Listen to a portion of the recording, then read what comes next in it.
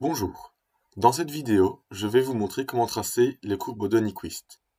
Je vais vous montrer pour un système stable, instable et à la limite de stabilité.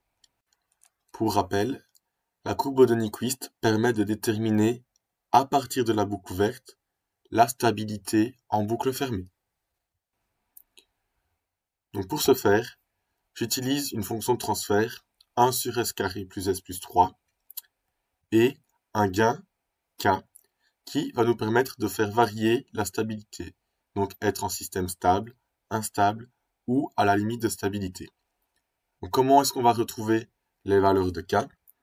Tout d'abord, nous avons notre chaîne directe qui est égale à la boucle ouverte, qui est simplement le gain fois la fonction de transfert, donc k sur s carré plus s plus 3.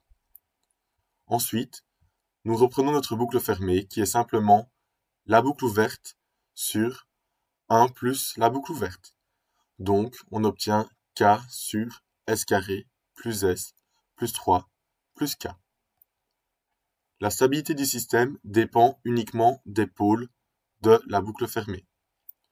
On voit bien ici que les pôles vont dépendre de la valeur de k. Pour savoir si le système sera stable ou instable en fonction de la valeur de k, j'utilise les critères de route. Donc pour ce faire, je remplis tout d'abord les deux premières lignes du tableau avec les coefficients de notre dénominateur. Donc là, nous avons s carré, ici s, et là, nous avons 3 plus k. Je remplis les cases vides par des zéros. Pour retrouver ici le premier terme, je fais 1 fois 3 plus k, moins 1 fois 0, le tout divisé par 1, ce qui nous donne 3 plus k. Pour celui-là, nous aurons 0, et là en dessous, nous aurons 0. Pour que le système soit stable, il faut que tous les coefficients de la première colonne soient du même signe. Donc dans ce cas-ci, ils doivent tous être positifs.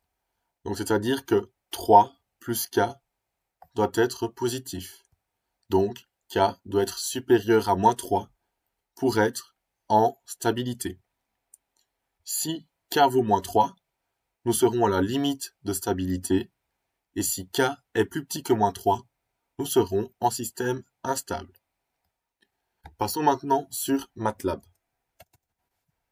J'écris ma fonction de transfert que je nomme 6 grâce à la commande tf, avec comme premier argument les coefficients du numérateur, donc 1. Ensuite, les coefficients du dénominateur, donc 1s carré plus 1s plus 3. Je note ensuite mes 3 gains pour les 3 cas. Donc tout d'abord le cas stable qui devait être supérieur à moins 3. Donc par exemple 1. Le cas à la limite de stabilité qui valait moins 3. Et le cas instable qui était plus petit que moins 3. Donc nous pouvons dire par exemple moins 5. Ensuite, nous traçons les 3 courbes de Nyquist sur la même page. Pour ce faire, j'utilise la commande subplot avec le nombre de lignes pour les graphes. Donc il y aura 3 graphes sur 3 lignes différentes, le tout sur une colonne et le premier graphe à la première position. Je trace ensuite ma courbe de Nyquist. Pour ce faire, je prends la commande Nyquist de la fonction de transfert fois le gain, donc k stable, et je rajoute un titre, Nyquist stable. Je rappelle que la courbe de Nyquist se trace à partir de la chaîne directe, donc le gain fois la fonction de transfert. Je trace ensuite le deuxième graphe, donc la deuxième courbe de Nyquist, donc toujours 3 lignes, une colonne, mais cette fois-ci à la deuxième position. Je mets ma courbe de Nyquist, donc 6 fois k limite, pour être à la limite de la stabilité. Title, Nyquist, limite de stabilité. Et je trace le dernier, Donc, je vais copier ceci. Là, on sera à la 3e position. Le cas, ça sera le cas instable. Et nous aurons Nyquist instable. Donc, nous avons bien nos 3 cas ici. Toujours bien de rajouter des commentaires.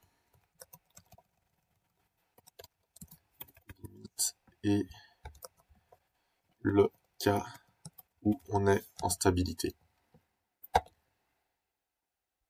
Et maintenant, nous allons avoir les 3 courbes de Nyquist affichées. Donc, comment on analyse ces courbes de Nyquist?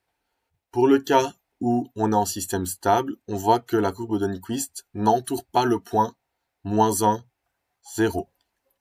Dans le cas de la limite de stabilité, on voit que la courbe de Nyquist passe par le point -1, 0, mais ne l'entoure pas. Et en système instable, la courbe de Nyquist va entourer le point -1, 0.